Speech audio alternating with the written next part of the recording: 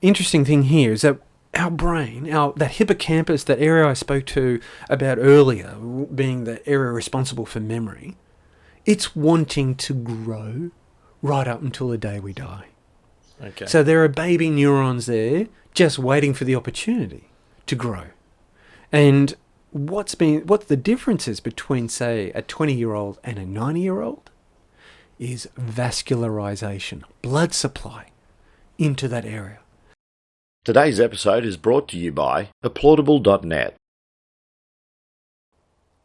G'day everyone, Craig from People with a Passion. Today's guest in the studio is Dave Norris, who's an occupational therapist and the host of the podcast Memory Health Made Easy.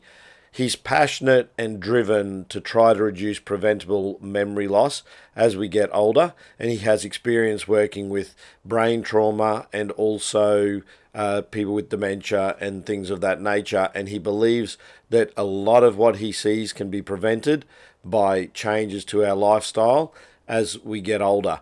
So please join me now on People with a Passion with Dave Norris.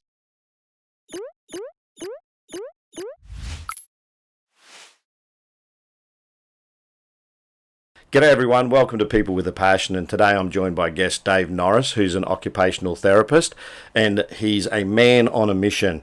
He's looking at helping people improve their memory health. So we hear a lot about mental health, but we're going to be talking about memory health, which is a little bit of difference. There will be probably some overlap, I imagine. So Dave, what is memory health? That's a great question, Craig. Memory health, if I put it very simply, is about stopping memory loss. Mm-hmm. So memory loss is the time when we obviously have real cognitive issues. Can't remember the time of the day. Can't remember where my keys are. And a question that I often get asked is from folk is, Dave, is memory loss normal? And we do have fluctuations with it. It's when memory loss goes bad, to borrow that sort of classic headline, on how it affects our daily life. And for me as an occupational therapist for 20 odd years, seeing the devastating impacts that memory loss have on folk, I want to see people maintaining their memory health for life. You're actually saying that a lot of this with a correct lifestyle is actually avoidable to a great degree, that some of the memory loss that's being experienced as we get older. So do you want to talk about the different potentials for what results in memory loss? When we're looking at, say, a condition like severe memory loss being dementia, dementia is an umbrella term of which there's many different types of dementia, Alzheimer's being one of them. So we might have also frontotemporal dementia as another term that's in the space when people have severe memory loss. Mm-hmm. I want to come back a little bit on your question there because there's quite a lot in that question. And I'll start off with that. When you asked me about prevention and preventing dementia, there was a really seminal paper that came out in 2017 by The Lancet, large British medical journal. They came out and showed us that by taking very simple steps throughout the course of our lifetime, we can reduce the experience of dementia by 35%. Mm. So that's 1 in 3 people dodging that brain health destiny. Now, in terms of numbers, I would like just to give a scale here of what we're looking at. That's 1 person every 3 seconds right now across the globe is being diagnosed with dementia. Yeah, that's an amazing statistic, isn't it? 1 every 3 seconds. That is phenomenal. And it's only going to get worse. Mm. With our ageing population globally, we're seeing this. And this is an Australian thing as well. So we're not dodging this bullet by any stretch of the imagination. And interestingly, it's affecting women more than men. And there's a lot of theories about why that's the case. But we see that as a dementia, severe memory loss, affecting women more than men. And it's not a huge magnitude. Do we know why that actually is? Because we talk about lifestyle and the opportunity to prevent it. Is it related to the way that we're approaching our lives differently, or is it genetics, or how? Is it a bit of both? This is almost number 2 point in your question earlier, which is what are the things we can't do and what are the things we can do. Yeah. And one of the things that we can't wave the magic wand on is getting old. Age is associated with an increased risk for dementia. Now, I want everyone to be aware that what I'm saying here is that age is not causative, It's associated. So there's a link between them. It's not necessarily being old, you get dementia. It is you're in a group of people where you're increasing your risk. And what seems to be the case is what's adding up. Think of it like fuel on the fire. We've got lots of stuff going onto the fire over our lifetime. Well, guess what? Put a match to it at 80 years of age. It's going to go up. Yeah, sure. So what we need to be thinking about is understanding what are the things that are adding fuel to the fire. Now, coming back to the Lancet 2017's paper, they showed some very simple things that we could start doing in our lives that can reduce the stuff on the fire. So I guess at the end of the day, it's about controlling our risk. And that's what I want folk to be more aware of is how can I control my risk? Mm-hmm. We're all pretty smart about putting sunscreen on. When was the last time you actually did something for your noggin? Yeah, exactly. So you're really, as I said at the start of the episode, you're a man on a mission because you've established an education platform called Memory Health Made Easy, which is a podcast, and also you have a toolkit you've created to help people assess their memory. And so this isn't just something where you're spruiking the science. It is something that you are genuinely passionate about to try and help deliver better quality of life as we get older. Yeah. Mate, I see your shirt there, people with passion, and what you're about and what this show's about. And I did an exercise probably about 7 years ago with a mentor. I was at a point in time where I enjoy my clinical work, but I'm only helping so many people, and I'm helping so many people commonly at the end of their life. Mm-hmm. And it got me thinking about what can we do to get in front of this. And through some work, and there's a classic exercise of looking at the future and how do I perceive myself in the future, and what is the legacy I wanted to create, and what is the things that really motivate me and inspire me. And so my first step in trying to resolve that question was to see if folk were interested in listening to this type of message and taking this information on. And I offered it to a retirement community to start off with. And they had about 4,000 people that were in that community through, exercise programs, to their newsletters, to events, to, that was their community. And I said, look, I just want to limit my first opportunity to talk to people to say, would 50 people be interested? Because I think I could do a room of 50 people and see whether they'd be interested. And as a result of just putting that out there, I think we ended up getting about 200 people saying that they wanted to come in and learn. So I ran that course 4 times over 4 weeks.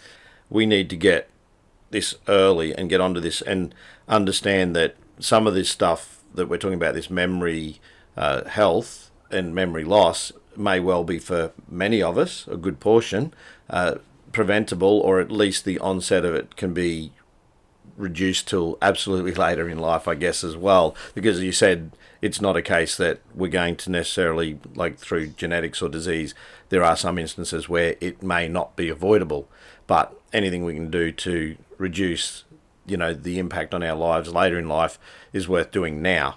So let's talk about some of the things that actually we can be doing to improve our memory health. Now, before we go into that, I guess what we probably need to do is talk about what memory health actually looks like. What is a healthy memory? And what is one that's starting to demonstrate signs that there are some issues. Yeah. This comes to a really nice piece around what is the continuum of change. And I think that's really being worth bearing in mind, is that it's not, it happens and now my brain is broken. This is a insidious, slow burning process. And when the client comes in to see me in my clinic, and they want me to test their memory, I'm pulling out my computer test, I'm asking them to do some cognitive tests on pen and paper, and I'm getting an observation of how they are tracking. Now, if I can see that, if I can see a demonstrated change on my tools, then we are looking at a term, and we would classify that as mild cognitive impairment. That means the horses are out of the gates. Okay. And that means that folk are having some experience of difficulty in their life. And it's commonly going to be around problem solving, judgment, reasoning, a dynamic task like driving, budgeting, all those high level skills that our brain does for us to survive in life. Being organized. Mm-hmm. These type of skills are then what I guess are popping up. Now I want you to be in front of that, because we are starting to see change at a physiological level happening in our 4th decade of life. So if you're in your 40s listening to this, I would then ask you to think about doing a memory health checkup. Your GP, sadly, is not going to do this. Mm. And when I ask folk, when I'm teaching them, when was the last time your GP asked you about your memory, I would get very, very few hands up in the air. And the only people that are putting their hands up in the air is because they're saying, I've got a problem with my memory. Yeah. And sadly, we want to be in front of that, because it's much like the canary in the coal mine. And the things that I want you to be attentive to are things like foggy brain. How many of us have these personal experiences of I'm not feeling too sharp? We could all think about the time when we've had a head cold or a virus, absolutely flawed. We're on the bed, feeling miserable, but we know we're not mentally sharp. Don't even ask me to do anything too complex like a work task. I know I'm not going to be good for anyone. Yeah. So that's a sense that we've had a change in our cognitive performance. Only temporary. Tick. Awesome. But what if that continues to bubble along? When I've got foggy brain, maybe I'm more irritable than I normally am. Maybe I'm not feeling as sharp, or I've got the energy that I once had. Has there been a change over a 2-year period where I've noticed that, hey, I'm not where I was, and I'm feeling a little bit. I can still do the stuff. If I put my pen and paper tests in front of folk and ask them, hey, tell me, spell world backwards for me, they're going to be okay. Ask them to remember a series of numbers in a sequence up to 5 to 7, they're going to be okay. And I'm going to go, Mr. and Mrs. Smith, from these tests here, I can't detect anything, but you're telling me that you're not feeling sharp. And I want to understand why, due to what. Mm-hmm. And that's when we would then dig deeper around some of those lifestyle factors. Or maybe I've had an illness episode, I've come out of it, but I've got this low rumbling experience. Maybe, as I have seen before, with very mild head trauma in sports, young kids that have been playing rugby, they've had a head knock, they've been pulled out of the game, they've felt okay, but for some reason, they're not able to go back to that level of performance that they were doing. There's nothing on a scan. There's nothing wrong with them hormonally. There's nothing wrong that can be medically identified. However, there's a change in functional performance. So how or what are some of those potential things, like with a head knock, or like what are we looking at when they can do a simple task or test, but they know there's an absence of cognitive ability there? Mm-hmm. So they're the things that I'm doing a read of myself to say, I do not feel that I'm performing at X level anymore. Mm-hmm. And folks, this is really important, that the term that it's often thrown out there around a statement of this type of description, this personal description, is called subjective cognitive impairment. I am the best reader of my cognitive performance when I'm, outside of these pen and paper tasks. So thinking about memory, am I remembering conversations clearly? Am I remembering my faces and things that are new? And this is a skill that we would call working memory. My ability to lay down information in a very short period of time, up to 3 seconds, and then retrieve that as I need it later.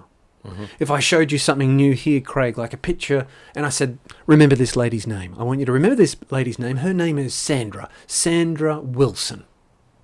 I'm going to ask you about this lady in 5 minutes' time. Yeah. Mm-hmm. That is a test of working memory, and then I'm going to delay it for a little period of time. Now, when folk have difficulties doing working memory tasks, then we'll see potentially I'm just sluggish. I'm not as quick as what I was. So there's a speed of processing. You being an IT guy would know when the processor speed goes down, everything starts to grind down. So we see a similar experience. Now, our brain is not a computer. It is a much more dynamic and beautiful organ. It's one of the most rich things in the universe that we know of. So when it starts to slow down, we're unable to pull the pieces in clearly. Maybe there's also a change in our mood regulation. I'm not as stable in my mood. Now, what does that mean? I'm a little bit flying off my handle. I'm not as sharp, and I'm reactive. So there's a really clear link between an organ in our brain responsible or associated with our memory called the hippocampus, and it throws the lasso reins around another area for our emotional regulation called the amygdala, and it holds it in check. Now, if we have changes in our memory performance, the reins get a little bit loose, the amygdala starts firing off a little bit more and getting a lot stronger, and all of a sudden we're in this new behaviour pattern of being more reactive. And that change can then become quite fixed in our behaviour. So what are the tools, I guess, you were asking me around what can we do to change that? Well, the good news is that lifestyle represents a powerful toolbox for helping us. Now, things from diet. Let's start with nutrition first. Nutrition has been shown to be the Lego blocks, as I explained to my kids at home. Darling, what you're eating here are Lego blocks. I mean, they're being built up to different things. And it's important for our brain health when we have good nutrient-dense foods in our body. So the nutrient-dense foods, guys, are the things that are coming from the tree or an animal. And there's no changing in their structure before they hit your plate, table, or on your kitchen. So you're talking about processed things that are less processed. Less processed. If you cut out the processing, it's got to look exactly like it's come off the farm. Mm-hmm. And when we start thinking about food that way and analysing what's in our kitchen that way, we can then start to think about, well, am I getting nutrient-dense foods into me? Now, what's been interesting, there's a 2017 paper, there seems to be a lot in 2017. 2017 paper looked at folk that were on the standard Aussie diet or the standard American diet. We often call that the SAD diet. Yes. The SAD diet, they changed, there was a change in 4 days that they put people on the standard Australian diet or the standard American diet, highly processed food, a lot of saturated fats, etc. And they saw, in 4 days only, a shrinkage in the hippocampus. And we've already spoken about that area being responsible for memory. Mm-hmm. And change in mood, increase in anxiety. So what this then does is sets off a pathway of behavioural change. And there are some observations around memory loss due to what? Around different types of phenotypes, different groupings of symptoms and experiences that people go through. We could talk about them as, a hot one that is associated with infections, for example. I've had an infection and it's kicked off a cascade of change. Mm-hmm. We could talk about ones that are trophic, and they're often to do with our hormones. And that, again, kicking off a behavioural change at a cellular level on how things are communicated between cells, to a grouping of cells, a network, through to an organ change, to a body and how we are behaving in life. Trauma, a bump to the head, is certainly going to change the way we think. We can think about a sweet presentation, and some folk who might be listening to this show today would think about Alzheimer's type dementia and may have heard that it's the type 3 diabetes. Okay. Because sugar regulation, our sensitivity to regulating sugar, is another grouping associated with changing in our brain's performance. Okay. At the end of the day, we want to be encouraging more brain builders to be turning up than brain demolishers. And using nutrition is one pillar, one key pillar or foundation of the house, one key structural element to get in place. The other is exercise. What's good for the heart has also been shown to be good for the brain.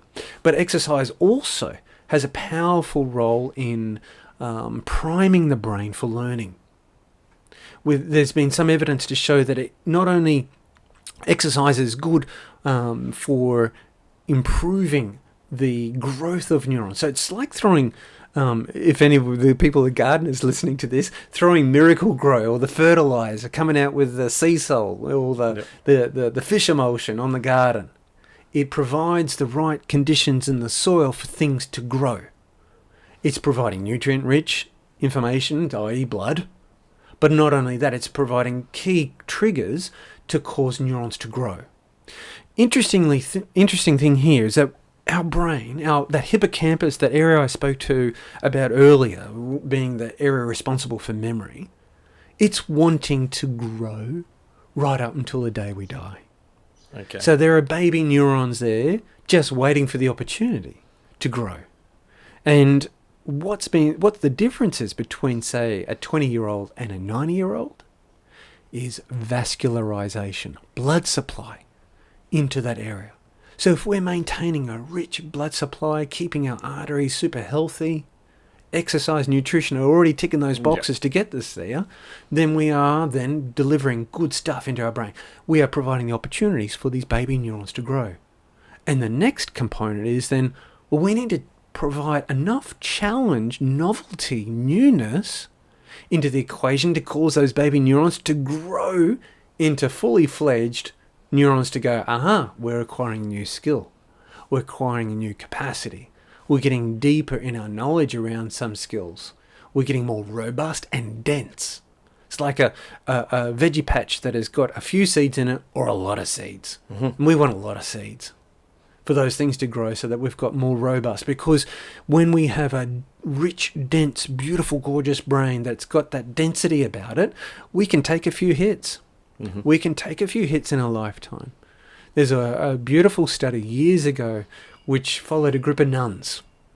Those nuns, it was called the Nun Study, if folk want to go and have a look at this. The Nun Study was a really wonderful study because it was a contained group of people, had very similar lifestyle behaviours.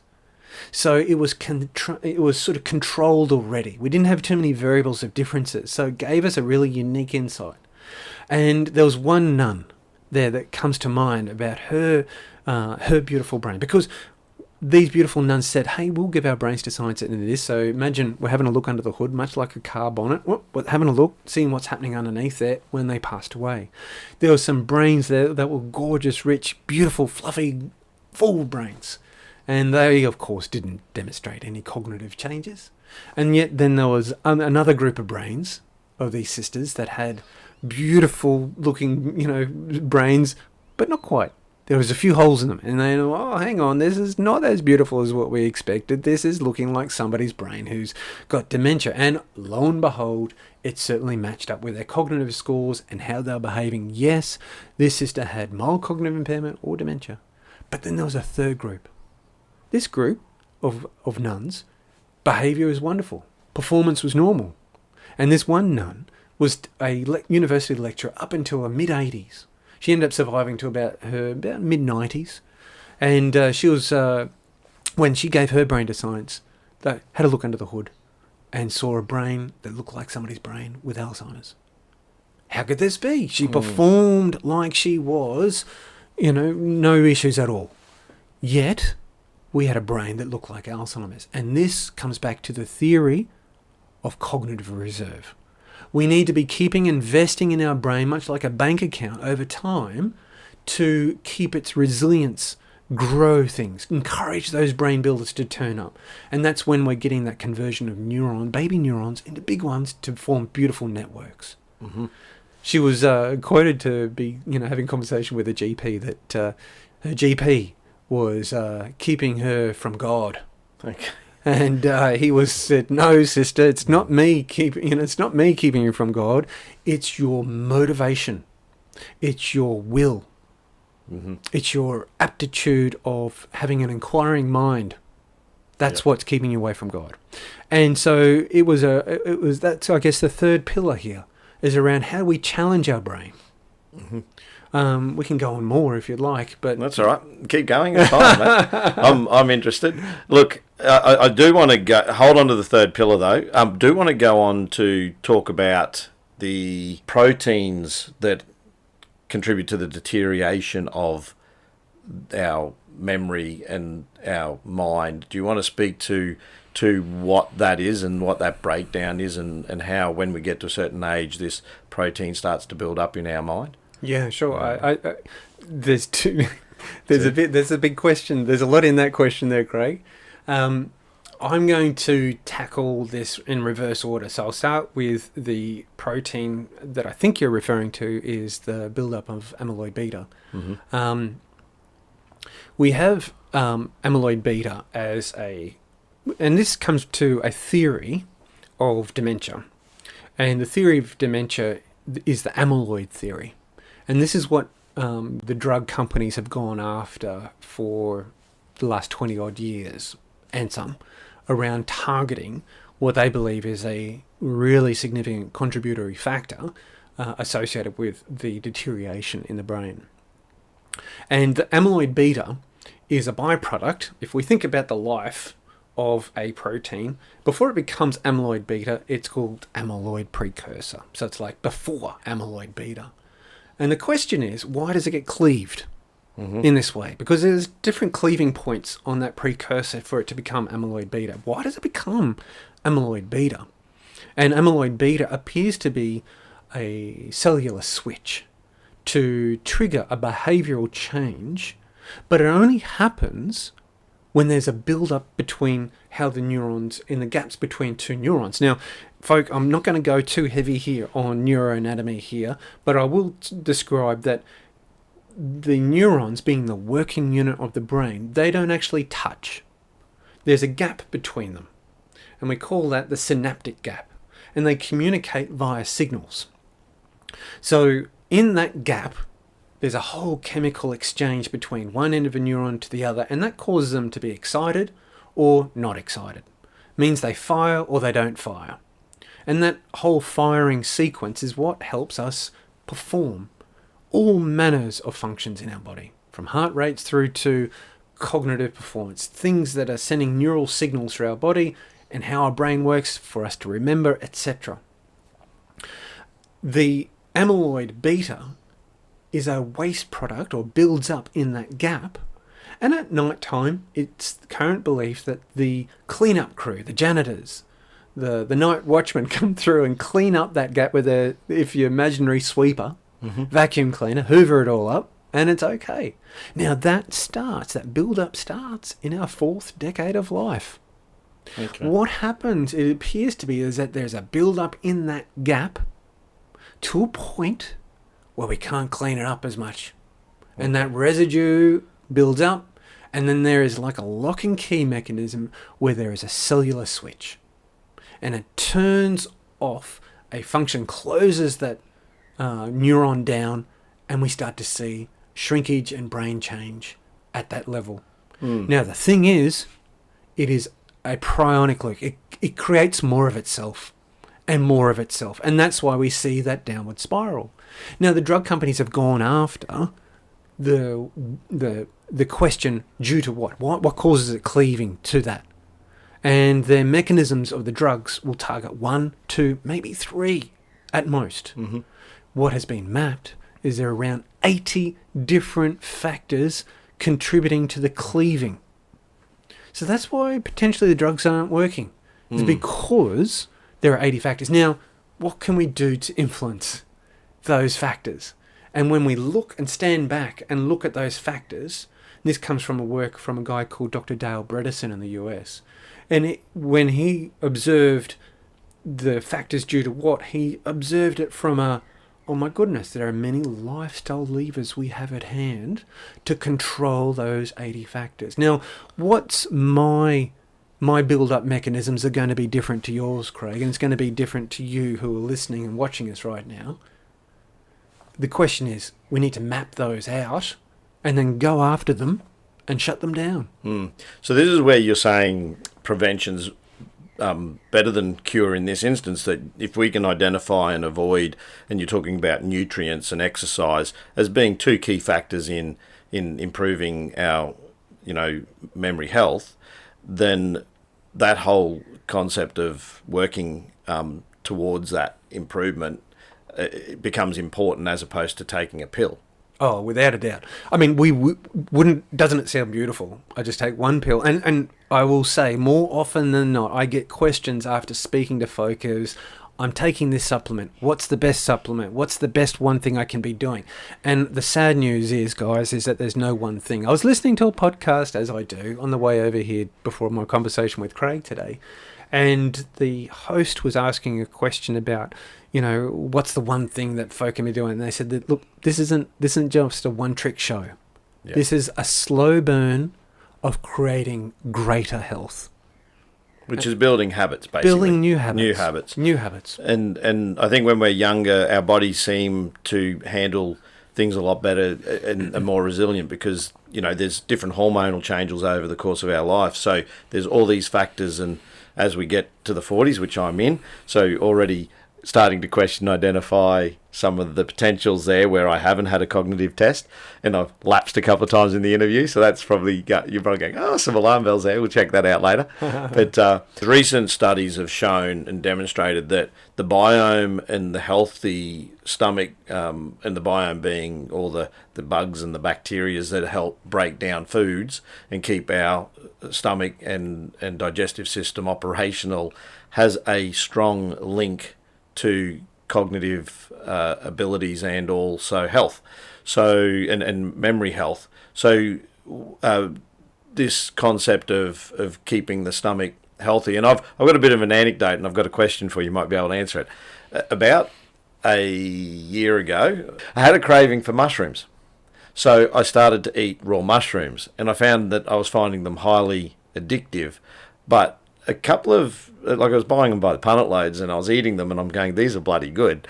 But what I was doing is I found that I felt I had a clearer mind and I couldn't understand why, and I didn't associate it with mushrooms at all. But then I thought, what have I changed recently that, I didn't have any stress, any worry. It was just clear-headed, I could literally sit and have no thought, which is an unusual experience for a lot of people to experience, is where you literally can sit without a thought in your head, where you can actually have just like what you consider silence, I guess. And I thought, what is going on here? Because it was noticeably different. So you talk about, it wasn't a fogginess, it was a clearness. I could actually think better if I chose to use my cognition and those abilities.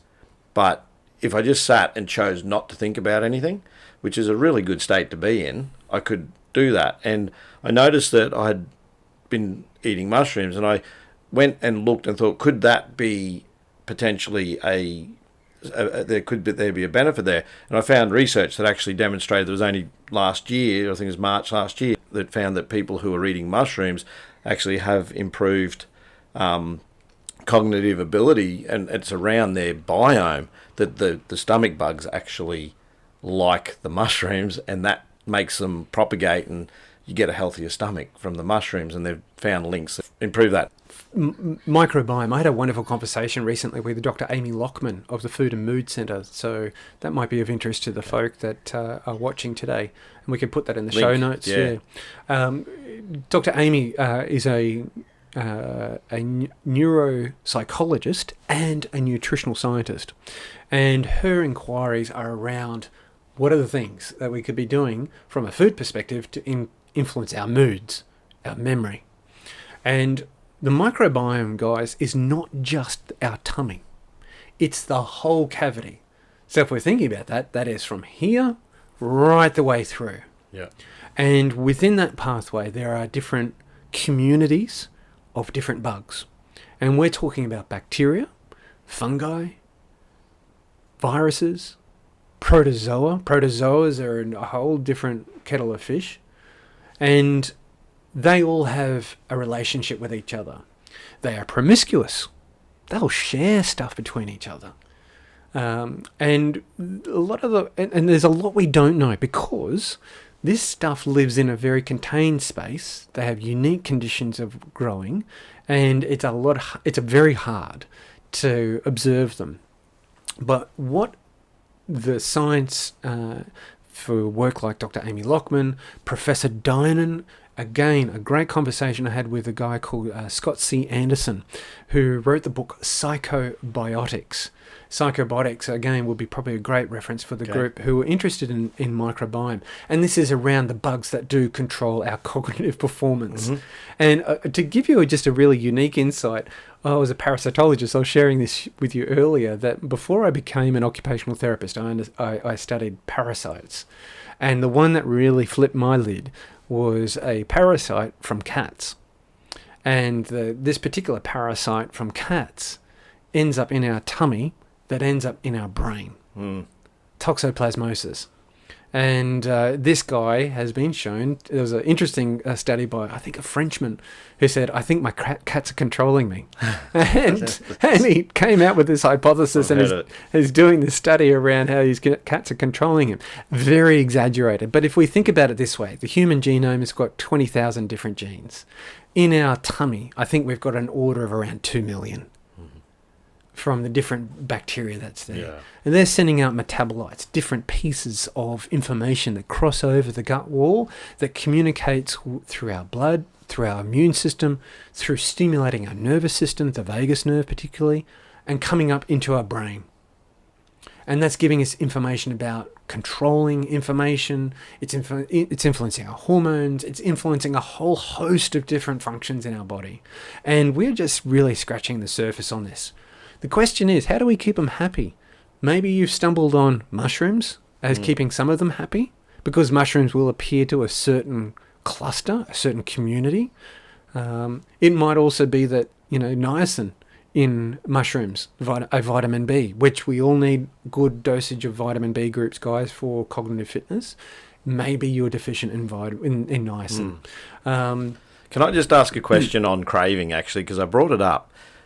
There is a perception that our biome actually does some thinking for us, and that my craving mushrooms at that time is my biome, not my brain, actually saying we need whatever is in.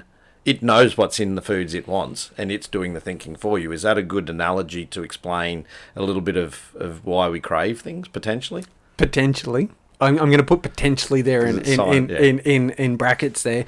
And there's also some work, say, for example, when you're stressed, you might be craving sweet foods.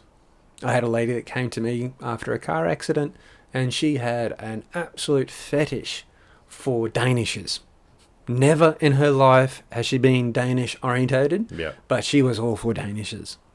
And there appears to be, quite a lot of support that when folk are stressed, you'll be reaching for those refined carbohydrates, those very cheap sugars, easy sugars, the quick burn sugars. And that may explain that behavior. The relationship with the gut and what they are doing from a metabolite perspective, I don't know. I might even link the gut now around our diet, exercise as well, and our mood. So here's a really fascinating, and I'm going to rock everyone with this one, is that by lifting weights, you can change your biome. Okay. How does that happen? Yeah, that was a question. How does that happen? I don't know, but it's kind of cool, isn't it? But what they've found is that by exercise, you're influencing your tummy bug environment. The how will be revealed. The benefits, you've got a happier tummy biome. You've got a microbiome there that is going to be much more comfortable, much more effective, much more efficient. And the key for health of a microbiome appears to be, one, diverse population. So we just can't have everyone wearing, think about it like this. We go to a dinner party and everyone's wearing dinner jackets and they're all black. Well, there's not a lot of diversity. Maybe we're all in dinner jackets and in different colours. Well, we're in different colours, but we're still within the same group. We need diversity of guys coming in their jeans, their shirts, the dinner jackets, the tuxes, you name it. We've got a whole diverse dinner party. We need that dinner party in there. And the population can't be one. They've got to be a robust population. They've got to hold their own. And what we eat, how we move, how we sleep, or what quality of our sleep we have, the experience of stress, our environment that we're in, the toxins that we're exposed to, hence why I talked about foods that are processed or full of preservatives, will influence the quality, richness and diversity of your bugs in your microbiome. Just a question around, we mentioned processed foods and eating things that look like they've just come off the farm. Is that also because they're bringing with them some of the bugs that we actually need in our biome, whereas when we've got highly processed foods at high temperatures and things like that, that a lot of that potential stuff that is there in meat and fruit and vegetables isn't necessarily there as much in the processed foods? Okay, I'll do a really simple one on this one, Craig, because my son asked me this yesterday. We went to the fish and chip shops and he said, "Dad, I don't like chicken salt." I went, "Chicken salt? It's a funny term, isn't it? Yeah. Where's the chicken in it?" And we had a great conversation about what it is. And if we think about the chicken salt, it's a boiling down, it's a dehydrating, and it's an extraction process mixed with salt, sodium and chloride. And they put it together and they call it chicken salt. How on earth do our bacteria in our tummy interpret that piece of information where it once was a chicken, but no, it's not now? It doesn't know what to do. I'm agitated. I start throwing out things that I'm not very happy. And from those metabolite signals of not being comfortable and increasing, for example, if we have a highly processed diet, we end up promoting more bugs that are not very helpful for the richness of our community. We're increasing our risk for autoimmune disease, like rheumatoid arthritis, multiple sclerosis, etc. We're putting ourselves at risk for thyroid dysfunction. We're putting ourselves at risk for diabetes. So when we don't put the foods in there that are near the natural source, our bugs don't know what to do with them. And if we do put stuff in there, it's going to promote stuff over the bugs to get stronger. The army, their troops, will start encroaching on the territory of others. They get weaker, less effective, and we can't break down the stuff anymore. We're having less quality being brought over. We start to experience brain fog. We start to have tummy upset.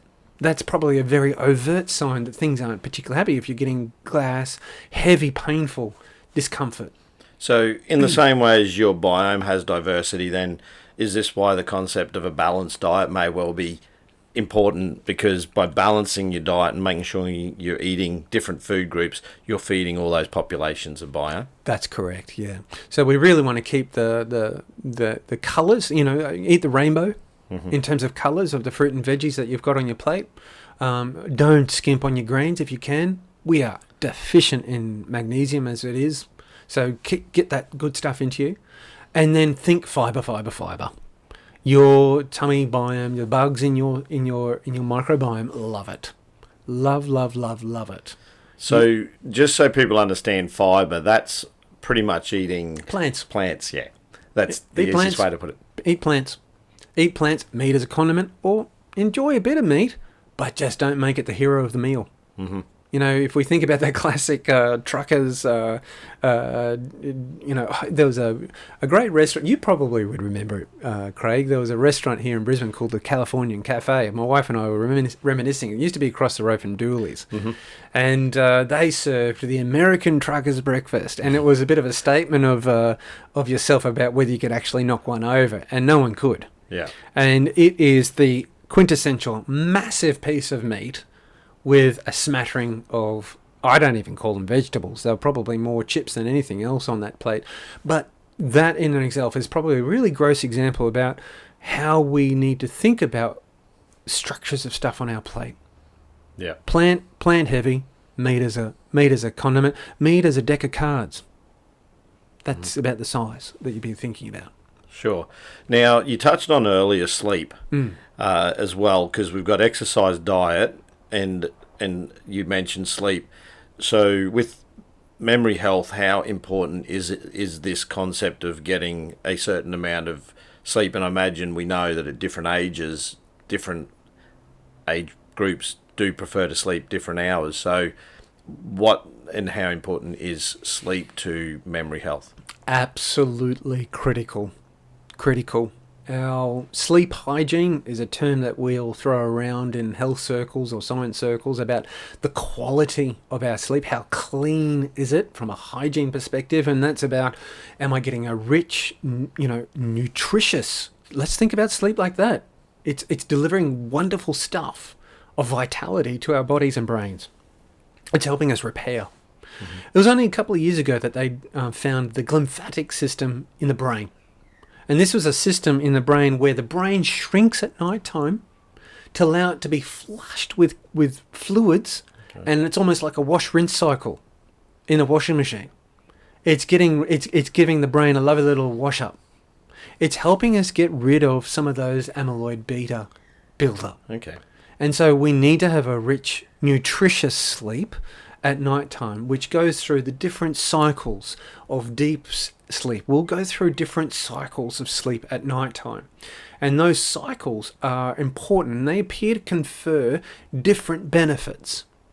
There's some work by a guy called Professor Matthew Walker out of the States. And Matthew talks about different stages of sleep imparting different benefits to memory performance. And if you have a good night's sleep the night before and you want to remember things, so practicing, say, some cognitive exercises before sleep, 2 hours before, and then have a really good sleep, you're going to be much better at recalling those in the morning than the night before. So there is a real benefit around sleep hygiene, sleep performance, and an immediate cognitive benefit, immediate memory benefit in that time. However, over time, we see it with caregivers who I'm deeply concerned about, those people that provide care to children through to adults, to their parents, that are there burning the midnight candle, providing care in home. They are running the red light very, very thin here, where they are also significantly exposed to experiencing cognitive changes and setting themselves up for a mild cognitive impairment, which I mentioned earlier in the show, which we are then 6 times more likely to progress to dementia if we don't act on it. Sure. I want to, before we wrap up, and there's a lot to go through, I think we could go for a lot longer on all this stuff, but I want to bring 2 things. So my mother has macular degeneration, and one of the things she's noticed, because she doesn't have the acuity in her sight anymore, is that because she doesn't have the vision to read, she's losing her concept of how to spell words and all these things because she's not actively doing it. So I guess there are situations where people who may have visual impairment or are unable to keep certain parts of their brain active, that there would be exercises and things. And you mentioned prior to sleep, one of the things my mum used to love to do was read before going to bed. But there are also people who would do memory type apps and things of that nature. But you suggest that doing that sort of thing, if you've got a memory app or something, that you want those apps to potentially be, or if you're working on that, maybe do it a couple of hours prior to going to sleep. I think there's a couple of ways you can leverage using these cognitive training tools. And the point I want folk to be aware of is that when we're looking at these activities online, you might think of Luminosity, Brain HQ, CogMed Peak, terms or businesses that are presenting these products to the market, to us, that at the end of the day, they are it's like going to the gym. If you want to be a footballer, you want to be the best footballer there is in the state, or even make that quality of team, that professional league team, and all you did was go to the gym, do you think you're going to be a professional footballer? No. We need to take these exercises with a grain of salt, that they target a very specific skill only, and they have a very narrow effect, meaning they don't translate to real world. However, there is one exercise that does, that has been shown to have a far effect. And that one exercise, it's a really I'm going to slow it down a bit because it's quite a complex sound, but I'll spell it out. It's called the dual, D-U-A-L, N for Nelly, back exercise. Dual N back. I'm not going to explain it because there's quite a lot, and it's a hard one to describe over the podcast. But in this exercise, I am being challenged visually and auditory so vision and hearing at the same time, and that stimulus goes away. And then I'm presented with a new vision and hearing stimulus. And I'm asked, is that the same or different to the one I was just shown? And it changes again. And it changes again. I'm always having to do this back, the N back. The dual being vision and hearing, one back. I get really good at that type of exercise. I'll go to 2 back. I've got my mum at the moment. She's doing 3 back. What this is working on is our working memory and our speed of processing skills for auditory and vision. And I would say that for anybody who is listening to this show and watching us today, is to focus on those 2 age-related skills that change over time. Now, what happens as we get older is that we'll have a change potentially in our working memory, but also, you can see I'm wearing glasses today.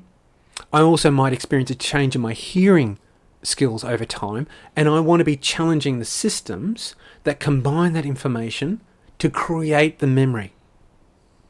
And I would go after that exercise. Yeah. Now, I would leverage it by putting some exercise with it. So raise your heart rate. Why? Because it's the Miracle Grow. Yeah. It's priming us. Yeah. Having good quality sleep with it, I am engineering now a better outcome to improvement. Now, guess what? I'm also eating nutritiously. I'm eating a really smart, memory health smart diet. My microbiome is getting quite comfortable. And in that, my microbiome, we haven't touched on these things, but it's also about reducing our toxicity.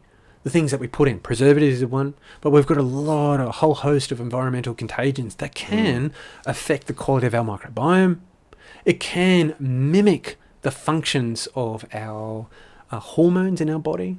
So this is a whole host of things that we could dive into, and we'd probably get lost, a bit like Alice in the Wonderland on this one. I think I'll have to get you back at some stage, because I think this is a very important topic that is obviously something that, as I said, you're a man on a mission, because there's a lot of research that's coming out now. As you said, 2017 seems to be a big year for this, this sort of recognising the importance and the linking of diet to memory and degenerative, cognitive deterioration.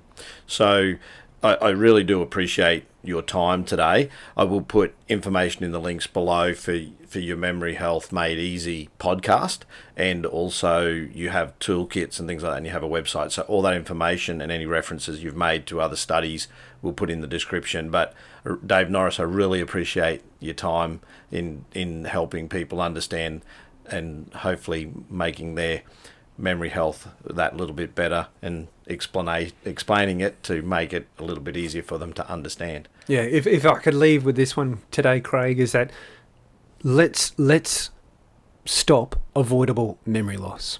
You can do it. You can take actions today with some of the content we've covered off, and by doing so, you're not only going to change yourself, you're going to change people around you. You can have a larger impact with those folk around you as well. And if you do that, I'd love to hear your story and see how you're applying it. So, Craig, thank you very much for having me talk and speak with your audience today. It's something I love doing. So thank you very much for having me. Thanks, Dave. Thanks for your time. I hope you liked this episode. If you did, please give it a thumbs up and feel free to comment. If you haven't yet subscribed, hit the subscribe button and the notification bell to be advised of new interviews when they're uploaded. I hope you join us again sometime. Catch you later.